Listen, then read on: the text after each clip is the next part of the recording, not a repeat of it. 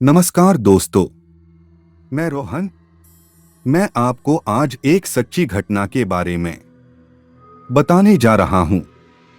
यह बात लगभग 2010 की है। रात करीब 2 बजे मेरे कमरे की खिड़की के बाहर एक काला साया दिखाई दिया।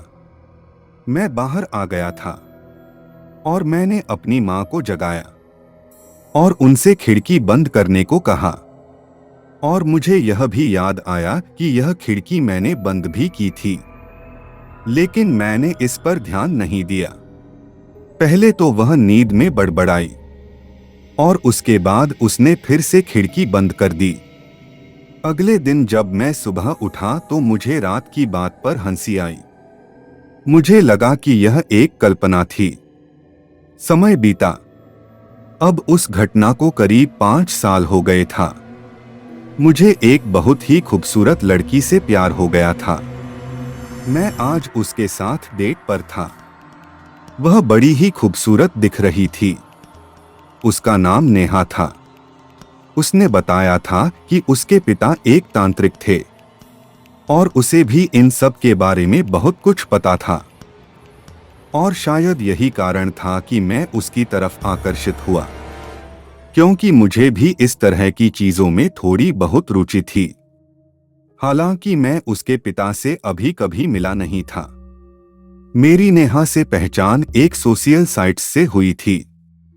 बातों बात में उसने बताया कि हाल ही में उसकी दोस्त मोनिका कहीं बाहर गई थी, तो वह उसके घर पर रुकी थी और उसे वहां पर कुछ पैरानॉर्मल एक्टिविटीज महसूस हुई।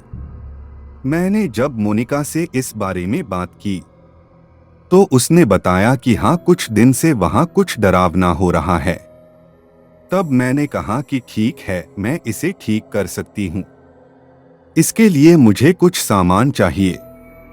लेकिन अगले ही दिन मोनिका की मृत्यु की खबर आई और मैं उस घर को छोड़ दिया। अभी सुना है कि उस घर में अब कोई नहीं रहता है। क्या आप उस घर पर चलना चाहेंगे? यह बहुत ही रोमांचकारी होगा, नेहा ने कहा। क्या तुम पागल हो गई हो? यह सच है कि मैं इन सब चीजों में इंटरेस्ट रखता हूं, लेकिन मैं इसे लेकर पागल नहीं हूं। मैंने कहा, अरे यार, मैंने तो झूठ बोला था। उस घर में कोई भूत वगैरह नहीं है, लेकिन वह रूम अभी खाली है और वहां हमारे और तुम्हारे अलावा और कोई नहीं होगा। क्या ख्याल है?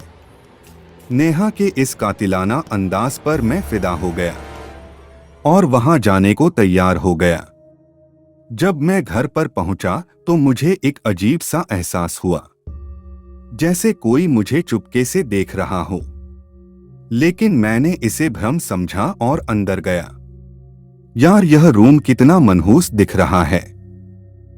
कितने दिनों से खाली है यह? मैंने नेहा से पूछा। बस कुछ दिनों से ही, नेहा ने छोटा उत्तर दिया। हम बेडरूम में आ गए थे। हमने वहां एक लंबा किस किया। तभी मुझे हाल में किसी के चलने की आवाज सुनाई दी।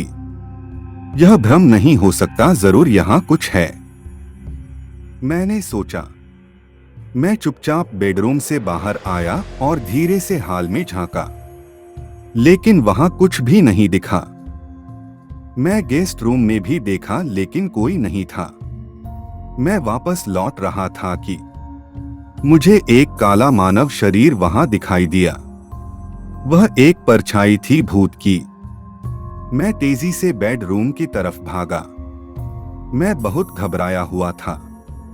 मैं जोर से चिल्लाना चाह रहा था, लेकिन मेरी आवाज नहीं निकल रही थी। मैंने देखा कि नेहा वहां दिखाई नहीं दे रही थी। अब मुझे सारी बात समझ में आने लगी। मैं तेजी से भागना चाह रहा था।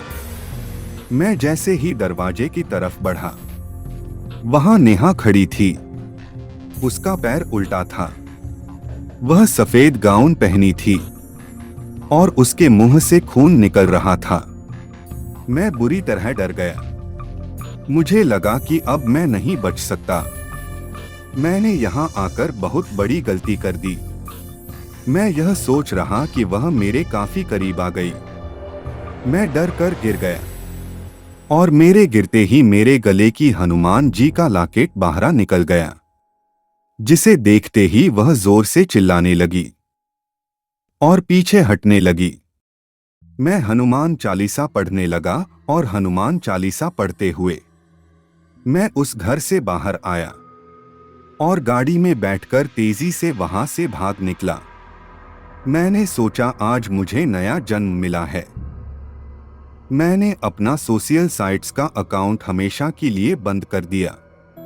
तभी कहते हैं कि किसी अनजान लड़की पे भरोसा नहीं करना चाहिए, ना ही किसी अनजान जगह पर किसी पर भरोसा करना चाहिए। अगर आपको मेरी स्टोरी सच्ची और अच्छी लगी तो प्लीज लाइक एंड सब्सक्राइब करें।